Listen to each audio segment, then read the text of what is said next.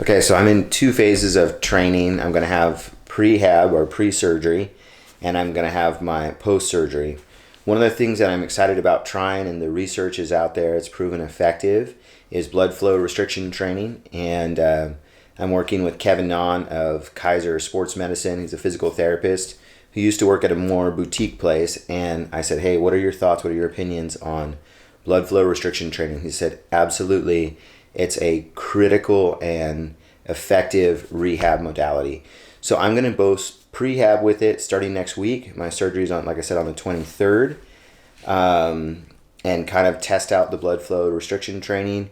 And then it's going to be a key component to my rehab afterwards. And my rehab afterwards is going to include mostly just resistance bands, some very, very light weights and body weight calisthenics. And in another video, I'm going to shoot some of those exercises. I'll show you what I'm currently doing, and then I'll show you what my plan is afterwards.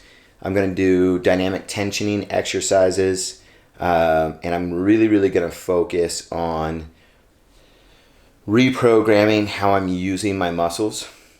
And the other part of my prehab is I'm practicing doing more things with my left hand. So I'm brushing my teeth, I'm cutting my vegetables, I'm driving my car, I'm doing all these things that I know that I'm gonna just have this hand. So one of the things, and I kind of invite you guys all to think about this, if you lost your right arm, what would you do tomorrow? You'd start using your left hand. So try and incorporate more of your non-dominant hand in the little things that you do, brushing your teeth, combing your hair, cutting your vegetables, whatever. And start to train for, that eventuality that you might lose your dominant arm, or you may lose use of it for a while, or access to it for a while.